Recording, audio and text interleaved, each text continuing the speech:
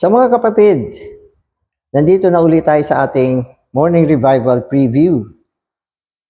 At ang schedule natin ngayon ay Week 2, Day 2. At itong Morning Revival natin ay hango sa mga mensaheng binigay sa Itero noong nakaraang September sa Malaysia. At ngayong week naman, ang ating title, ito. So, ang title natin for this week ay Blessedness of those who mourn, of those who are meek, and of those who are the peacemakers, called the sons of God. So, yan yung pinaka-title for this week. So, muli ang ating schedule ay Week 2, Day 2. So, 2-2 siya. Magbabasa na ako.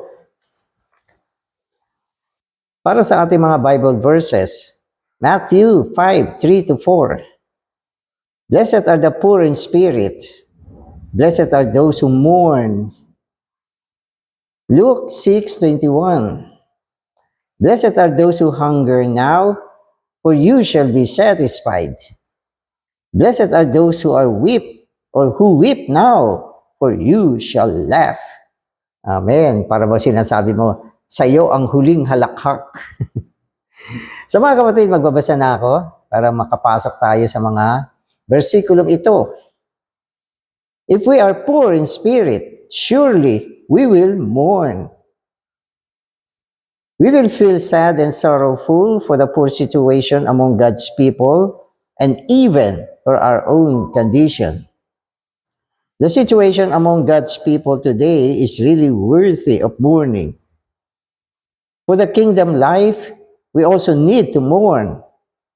We need to mourn concerning ourselves, our society, and today's Christianity. So bakit ba tayo napipighati? Mourn. Bakit ba tayo napipighati? Ang ating pagpipighati, mga kapatid, ay may kinalaman sa sitwasyon ng mundo. At hindi lang yan, sitwasyon natin. Kaya binabanggit niya rito, kapag tayo ay dukha sa espiritu, pag umabot ka sa kondisyon na dukha ka sa espiritu, makikita mo, matatanto mo ang sitwasyon. Sinasabi rito, malulungkot ka.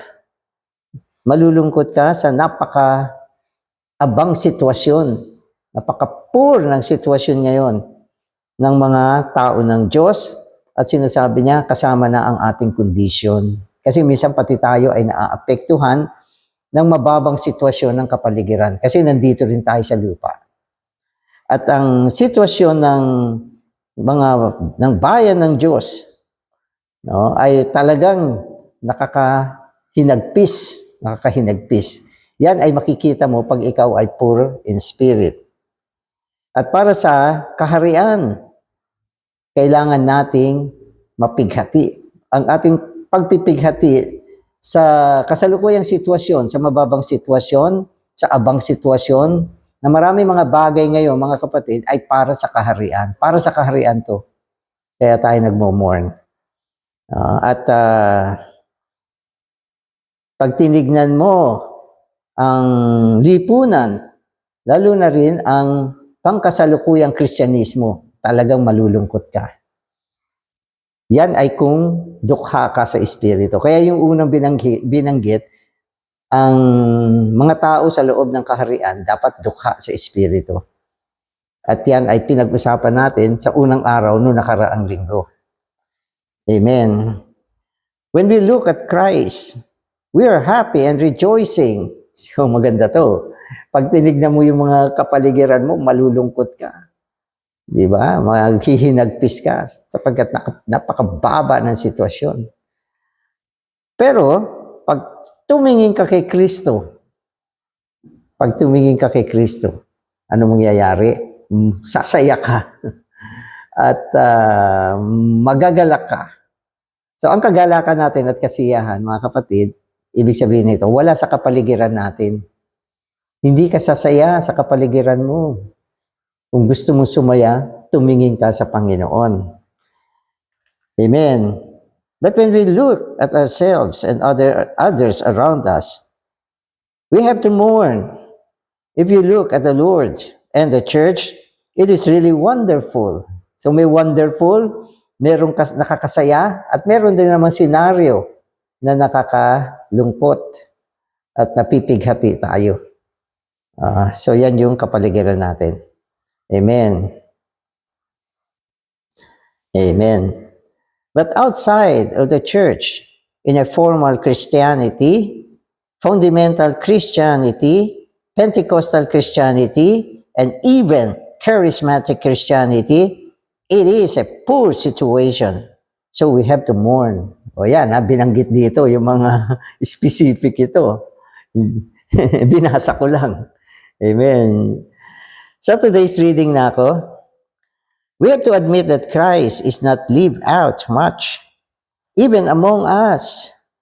Where can we see a group of Christians who are really living out Christ and really having the body of Christ as the issue of their daily life? Amen. Living out Christ. Sabi ni Paul, for to me to live is Christ. So si Paul, wonderful, kasi naibubuhay niya si Kristo sa kanyang pamumuhay na ihahayag niya.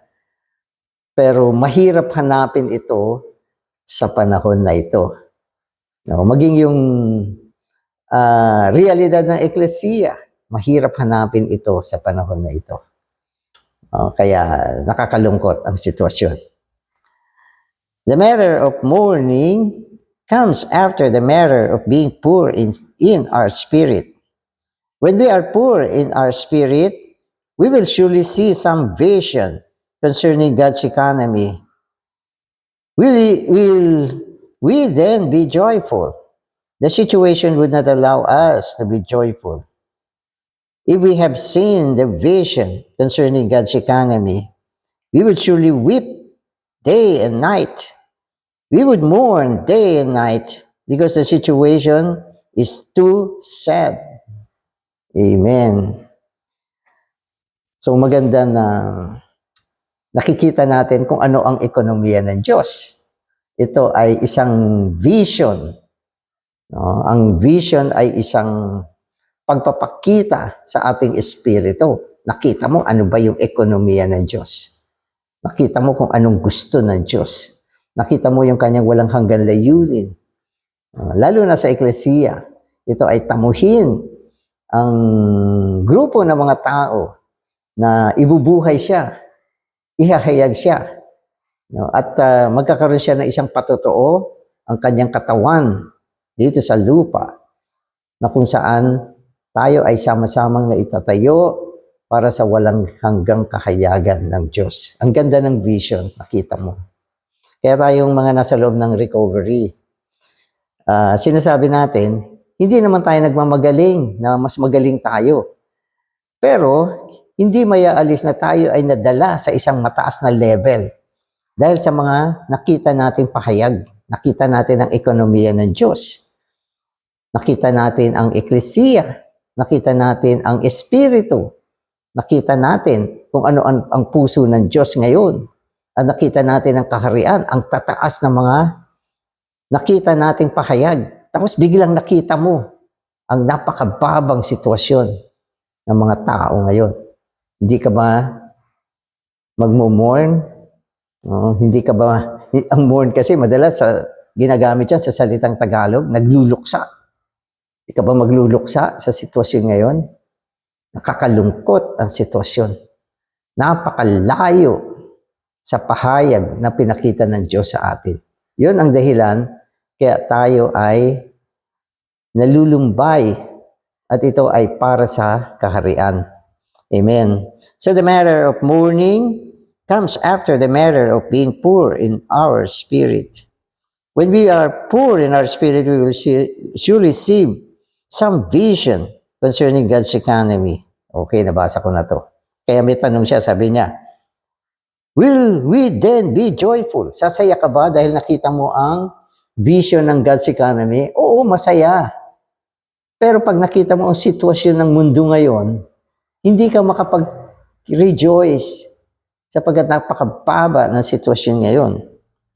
So the sequence of Matthew 5:3 to 4 is very significant. First, we must be poor in spirit, and then we can mourn. So may sequence siya. Hindi ka muna magmo-mourn or mapipighati. Kailangan dukha ka muna sa espiritu. So mula sa pagiging dukha sa espiritu, matatanggap mo ang pangitain. May isang pangitain na maganda. Yan ay ang positibong pangitain ng ekonomiya ng Diyos. Pero diyan sa ekonomiya ng Diyos, nakita mo si Kristo, nakita mo ang Eklesia, sasaya ka dyan. Pero pag naibaling ka sa sitwasyon ng mundo, hindi ka nasasaya. Maghihinagpis ka para sa kaharian. Bakit para sa kaharian? Sapagkat ang kaharian ang nasa puso ng Diyos. Ito ang gusto niyang dalin, ito ang gusto niyang ihayag. Kaya lang hindi umaabot kasi yung sitwasyon ng tao. Hindi siya tumutugma sa kaharian ng Diyos. Kaya yun ang dahilan kung bakit tayo ay naghihinagpis. Amen. Amen. Okay. First, amen, we must be poor in spirit and then we can mourn. If we are not poor in our spirit, we do not have the capacity for the kingdom come, for the king to come in to establish his kingdom within our being. Amen. So anong requirements para itatag ng Panginoon bilang hari ang kanyang kaharian sa atin? Dapat tayo ay poor in spirit. Yun ang natatanging qualification o condition na dapat meron tayo. Poor in spirit. No? At inuulit natin, yung poor in spirit, ito yung condition na ikaw ay hungkag upang tamuhin mo ang Panginoon. Amen. If we do not have the heavenly kingdom established within us, we cannot realize how negative and pitiful the whole world is. However, when the Lord Jesus is able to set up His kingdom within us, and when the full capacity of our whole being, even the depths of our being, our spirit is available to Him, we will realize that the earth is dark, corrupt, and filled with sin. Spontaneously, we will mourn for this sad situation. For this reason, the Lord did not speak first of mourning and then of being poor in spirit. He put the matter of being poor in our spirit first. Only then we are poor in spirit can we mourn. Amen. So ito yung setup na sinasabi sa atin. No? Kaya may mga ilang mahalagang sinabi rito. Sabi niya, dapat yung kaharian ay nakaset up sa ating kalooban. Kasi ang kaharian ngayon, hindi naman siya material. Di ba? Sinabi ni Paul, ang kaharian ay hindi naman eating and drinking. But it is a matter of the Holy Spirit.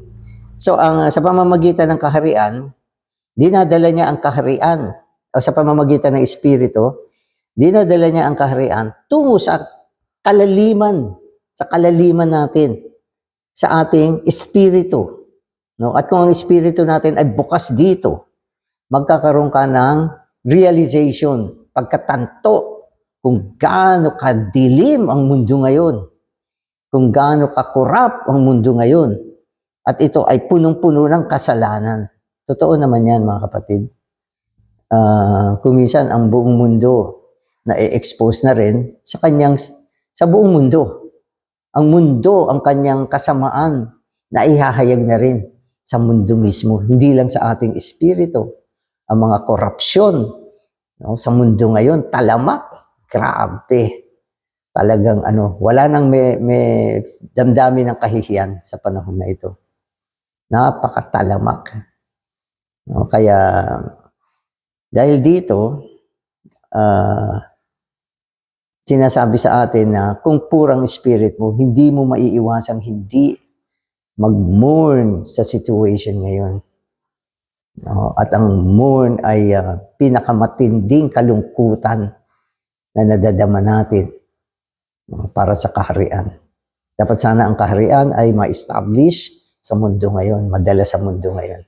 Pero sa halip, ang sitwasyon ng mundo ngayon ay hindi tugma sa sitwasyon ng kaharian. Kaya yan ang napakalungkot. If we are poor in spirit and mourn for the pitiful situation of others, spontaneously, we will be meek. So, hindi naman pala tayo magagalit. Na una, tayo ay naghihinagpis sa sitwasyon ng mundo. Okay? Pero, sa kabila ng ating paghihinagpis, hindi naman tayo napupuot, nagagalit, hindi tayo nagre-rebelde. Kundi nananatili tayo meek. Okay? Maamo. Yan ang sitwasyon natin yan. Even if your mother-in-law is in a pitiful condition, do not tell her so. Even the condition of your dear wife may not be very positive in the eyes of the Lord. If her heart and her interests are not for the Lord, and she does not care for the Lord's kingdom, her situation is pitiful. So, wag na yung mundo ang tingnan mo. So, tingnan mo na lang yung kasama mo sa bahay. Di ba? Minsan, ganyan, sabi nga niya, yung mother-in-law mo, yung wife mo. Pero huwag ka magsalita sa kanila. Huwag mo sila sabihan na, naku, sitwasyon nyo, napaka-poor. No? Dahil sa inyo, nagmo-mourn ako. Huwag mo sabihin yan. Ang mourning dito, mga kapatid, ang ating pagkalungkot at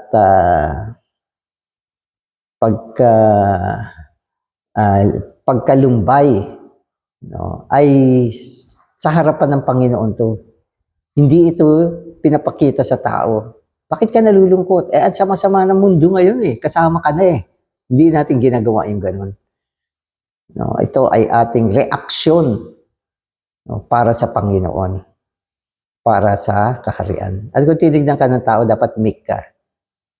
Meek ka. Kasi ang meekness ay bunga ng Espiritu at kahayagan ng Espiritu. Amen. You may be in the highest heaven, but she may be in the lowest hell. So yung wife pa rin to. Maring ikaw ay ang taas na spiritual condition mo, nasa kangsang kalangitan ka, pero yung wife mo sobrang baba. Kaya nakakalungkot. Amen. Furthermore, consider your children. You may love the Lord to the uttermost, but they may not love Him at all. Yung mga anak mo, ikaw ay isa nagmamahal sa Panginoon. Lalo kayo nanonood ng mga preview ko. Isang reason bakit kayo lagi nanonood, kasi nagmamahal kayo sa Panginoon. Di ba? Pero yung mga anak mo, naku, hindi nila mahal ang Panginoon. Mahal nila yung mga gadget nila. Subukan mong agawin yan, magwawala sila. Meron na nangyaring ganyan. Amen. Amen. So, you must also mourn for your relatives, your colleagues, and your neighbors. Look at the deplorable condition of the world today, including that of Christianity. Amen. So lahat, wala namang wala namang mapili. Di ba? Ultimo ang Christianity ay tila baga isang sistema para sa Diyos, tila baga. Pero, ang situation nila, di ba? Hay, nako.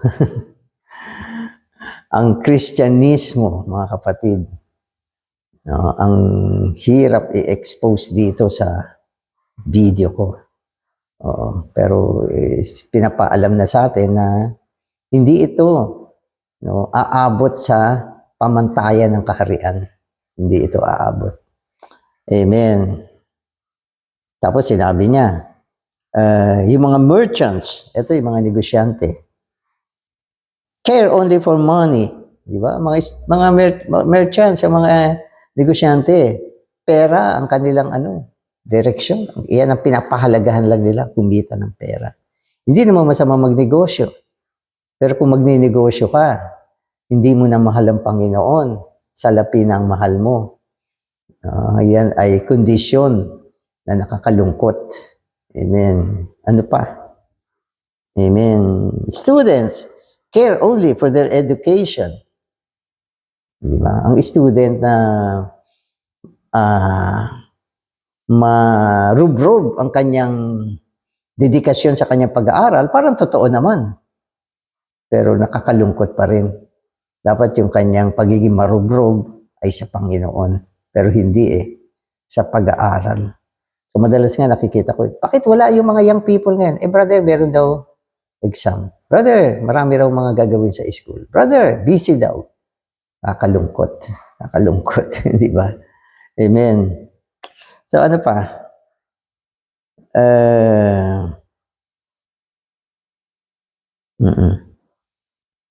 Tapos yung mga working people, yung mga employee. So ano naman ang kanilang condition? No? Ang pinapahalagahan nila ay promotions and position. Gusto nilang ma-promote, maging manager, maging somebody. So yan, nandiyan ang puso nila. Wala sa Diyos. Nakalungkot, di ba? Amen. When we are poor in spirit, we will surely mourn for the whole situation. Diba? So tumingin ka sa kapaligiran mo, magmasid ka, mula sa sambahayan mo, talagang you will mourn. Kung hindi ka nagmo-mourn, ibig sabihin, hindi poor yung spirit mo. Hindi ka dukha sa espiritu. May problema ka rin. Amen. Para bang hinihiling ito ng Panginoon na ang reaksyon natin sa nakakaawang sitwasyon ng ating kapaligiran ngayon ay ang mag-mourn tayo, maghinagpis tayo para sa kanila. No? At para sa pagdating ng kaharian. Amen. Because we mourn for others, we would never fight against them. Instead of fighting them spontaneously, we will be meek toward them. So kabaliktaran nito. Sa isang banda, we mourn, di ba? Dahil sa kanilang poor condition. Pero hindi naman tayo nakikipaglaban sa kanila. Hindi tayo nag-aalsa laban sa mundo na punong-puno ng kadiliman, punong-puno ng korupsyon, karahasan. Hindi natin ginagawang maglagay ng mga placards, ang sama nyo, or hindi natin ginagawa yan.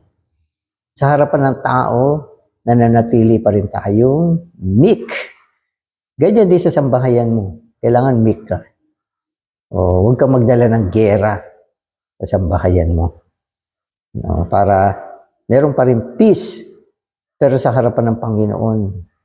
No, dalhin mo yung iyong kalungkutan sa sitwasyon ng mother-in-law, wife, children, at buong kapaligiran mo, neighbor and colleagues.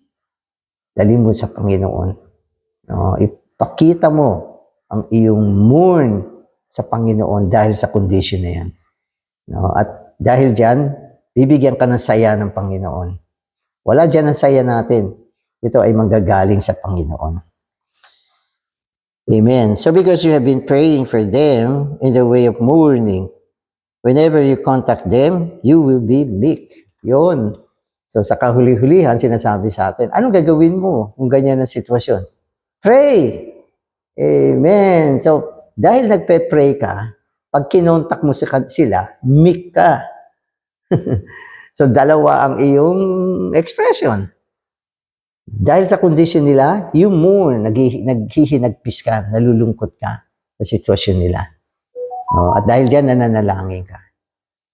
Pero pag kinontak mo sila, hindi mo ipapakita yung you are mourning, napakalungkot mo, kundi ikaw ay may expression ng meekness.